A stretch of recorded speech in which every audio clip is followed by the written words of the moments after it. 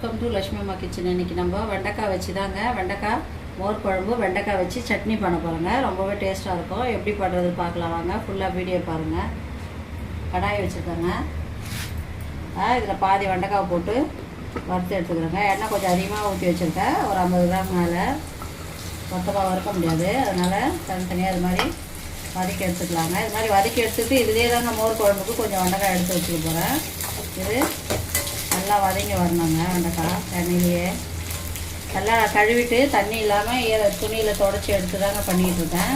இதெல்லாம் குழம்பு வந்துடும்ன்றதுக்காக நல்லா வெண்டைக்காய் வதங்கிச்சுங்க. இந்த அளவுக்கு வதங்குங்க. வெண்டைக்காய் சட்னிக்கு வெண்டைக்காய் மோர் குழம்புக்கும் அதே ஸ்டேஜ் தாங்க.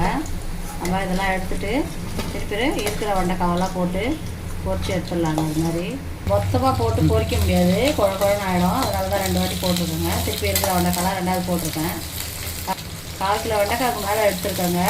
சட்னிக்கு ஒரு 1/4 கிலோவும் ஒரு 50 கிராம் வெண்டைக்காய் மோர் குழம்புக்கும். இதை வறுத்துட்டு மோர் குழம்புக்கு தனியாக எடுத்து வச்சிடலாங்க. இந்த எண்ணெய் வேஸ்ட் ஆகாது. இதுலேயே நம்ம சட்னிக்கு எல்லாம் வறுக்க போகிறோம். அதனால் நீங்கள் எண்ணெய் தாராளமாக விட்டு வறுத்து எடுத்துக்கங்க. அந்த வெண்டைக்காவை வெண்டைக்காய் எல்லாத்தையும் 2 வாட்டி போட்டு வறுத்து எடுத்தாச்சுங்க. சும்மா ஒரு 1 கிராம் வெண்டைக்காய் மட்டும் மோர் குழம்புக்கு எடுத்து வச்சுக்கிறேங்க. மிச்சம் ஒரு 1/4 கிலோ வெண்டைக்காய் இருக்கும். இது வதங்கினதால கம்மியாக தருது. இதுக்கு தேவையான சட்னி எப்படி பண்ணுறதுன்னு பார்க்கலாங்க. அதுலேயே எண்ணெய் இருக்குது, காட்டுங்க. நம்ம வெண்டைக்காய் வதக்கின எண்ணெயிலேயே ஒரு 50 கிராம் கடலைப்பருப்பு எடுத்து வச்சுருக்கேங்க. அதே அளவு உளுத்தம்பருப்பு போட்டுறேங்க.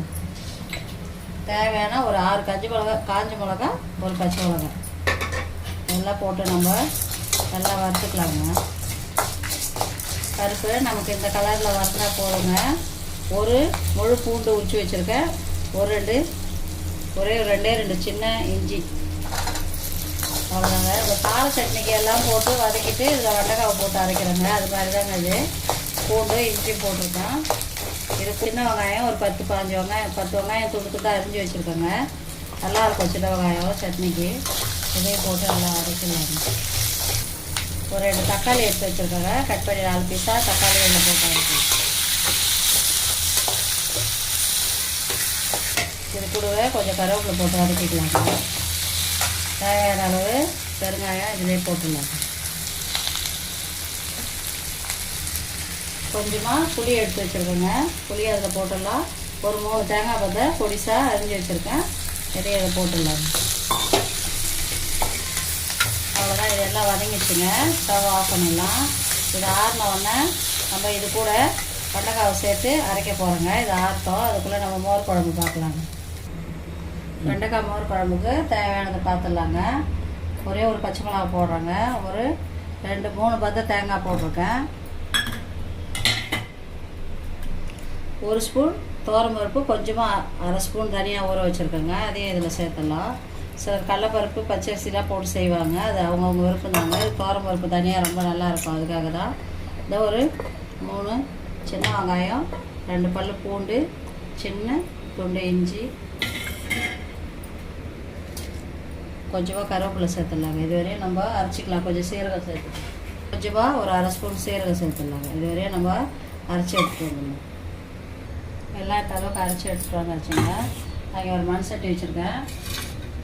கொஞ்சமாக நல்லெண்ணெய் ஊற்றிருக்கேன். இது தேங்காய் எண்ணெய் விருப்பம்னா தேங்காய் எண்ணெயில் தாளிக்கலாங்க. ரொம்பவே நல்லாயிருக்கும் மோர் குழம்பு. ஒரு 3 காஞ்ச மிளகா புட்டு போட்டுக்கோங்க. 1 ஸ்பூன் கடுகு உளுத்தம்பருப்பு,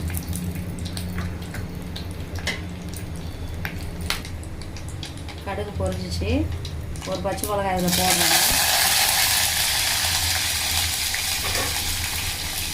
நான் எடுத்து வச்சுருந்தேன் ஒரு 50 கிராம் வெண்டைக்காய் இதில் சேர்த்துக்கிறேங்க.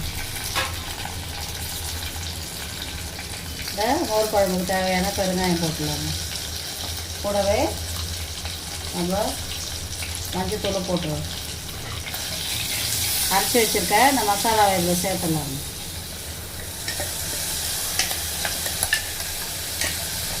கொஞ்சமாக ஜாரில் தண்ணி விட்டு ஊற்றிட்டு இது கொஞ்ச நேரம் நமக்கு வதங்கட்டுங்க. இதில் மோரை அடித்து ஊற்றி நம்ம ஸ்டவ் ஆஃப் பண்ணிட போகிறோம். கொஞ்ச நேரம் இது வதங்கிட்டோம். நமக்கு தேவையான உப்பு இதில் போட்டுடலாங்க. உப்பு போட்டு நான் கொஞ்ச நேரம் நமக்கு அது குக்கானால் போதும். அந்த மசாலா குக் ஆகிடுச்சிங்க. ஒரு 200 கிராம் தயிர் கட்டியாக எடுத்து வச்சுருக்கேன். அதை இதில் சேர்த்துடலாம். ஓகே, கொதிக்கணும்னு அவசியம் இல்லைங்க.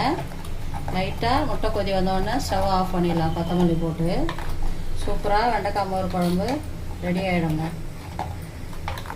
தயிர் ஊற்றி நம்ம கொதிக்க விடணும்னு அவசியம் இல்லை. இங்கே பாருங்கள், லைட்டாக சைடில் கொதி வருது பாருங்கள், அவ்வளோதான். இந்த ஸ்டேஜில் நம்ம கொத்தமல்லி தழை போட்டு ஸ்டவ் ஆஃப் பண்ணிடலாங்க. சூப்பரான வெண்டைக்காய் மோர் குழம்பு ரெடிங்க. ரொம்பவே சூப்பராக இருக்கும். இதுக்கப்புறம் நம்ம சட்னி ஆறிட்டுருக்கோம். சட்னி எப்படி அரைக்கிறதுன்னு பார்க்கலாம். சட்டி அப்படியே சூடாக இருக்குங்க. இறக்கி வச்சு எப்படி கொதிக்குது பாருங்கள், தானாகவே அது மோர் குழம்பு மண் சட்டியில். வெண்டைக்காய் சட்னிக்கு வறுத்து ஆற வச்சதெல்லாம் ஆறிடுச்சுங்க. இதெல்லாம் மிக்ஸி ஜாரில் போட்டுடலாம். நான் 1/4 கிலோ வெண்டைக்காய்க்கு சொல்லியிருக்கேங்க. வெண்டைக்காவெல்லாம் இதில் சேர்த்து அரைச்சிக்கலாங்க. வதக்கி வச்சுருக்கேன் வெண்டைக்காயெல்லாம். வெங்காயம் தக்காளி தேங்காயெல்லாம் போட்டிருக்கனால தண்ணியே விடாமல் அப்படியே அரைப்போம். பத்தலைன்னா தண்ணியை விட்டுக்கலாங்க.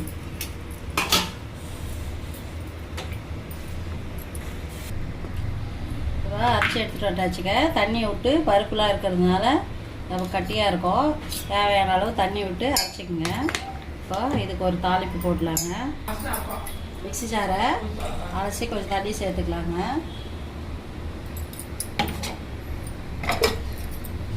பாருங்கள், கொஞ்சம் குறப்பாக தாங்க அரைக்கணும். அந்த பருப்புலாம் இருக்கிறதுனால நைஸாக அரைக்கக்கூடாது.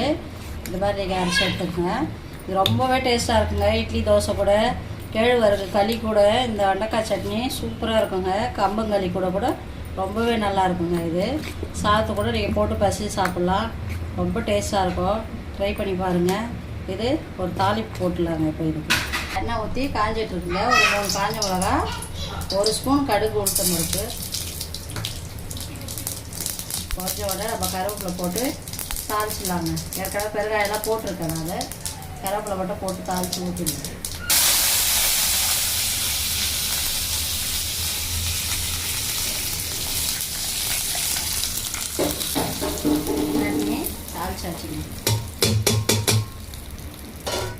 வெண்டைக்காய் வச்சு சூப்பரான ஒரு மோர் குழம்பு, வெண்டைக்காய் மோர் குழம்பு, வெண்டைக்காய் வச்சு ஒரு சட்னி பண்ணி காமிச்சிருக்கேங்க. ரொம்பவே சூப்பராக இருக்கும். ரொம்ப டேஸ்ட்டாகவும் இருக்கும் அந்த சட்னி. நீங்களும் ட்ரை பண்ணி பாருங்கள். எல்லாத்துக்கும் வச்சு சாப்பிட்லாங்க. ரைஸ் கூட, இட்லி தோசை கூட. நான் சொன்ன மாதிரி கேழ்வரகு களி கூடலாம் இதை வச்சு சாப்பிட்டு பாருங்கள். காம்பினேஷன் ரொம்ப சூப்பராக இருக்கும். இந்த வீடியோ பிடிச்சிருந்தா லைக் பண்ணுங்கள், ஷேர் பண்ணுங்கள், கமெண்ட் பண்ணுங்கள். லட்சுமி அம்மா கிச்சனுக்கு சப்போர்ட் பண்ணுங்கள். மறக்காமல் சப்ஸ்கிரைப் பண்ணுங்கள். தேங்க்யூ.